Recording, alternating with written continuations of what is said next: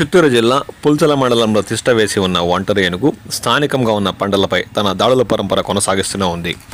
అటవీ సరిహద్దుల్లో ఉన్న కమ్మపల్లి, దేవలంపేట, పాలెం పంచాయతీల్లో ఒంటరి ఏనుగు దాడుల్లో పంటలకు తీవ్ర నష్టం వాటిల్లుతున్నట్లు స్థానిక రైతులు ఆవేదన వ్యక్తం చేస్తున్నారు.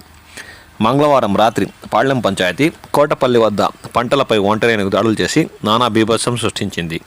ముందుగా తూర్పు విభాగం అటవీ ప్రాంతంలోని ఎగువచలం నుంచి మంగళవారం రాత్రి బయలుదేరిన ఒంటరి ఏనుగు కోటపల్లి వద్దకు చేరుకుంది.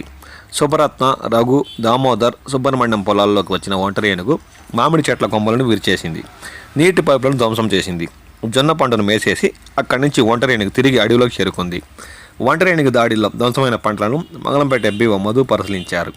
బుధవారం పగలంతా ఒంటరి ఏనుగు తూర్పు విభాగం అటవీ ప్రాంతంలోని సూరప్ప చెరువు వద్ద తిష్ట వేసినట్లు స్థానికులు పేర్కొన్నారు. దీంతో స్థానికంగా ఉన్న రైతులకు ఒంటరి ఏనుగుతో కష్ట నష్టాలు తప్పట్లేదు.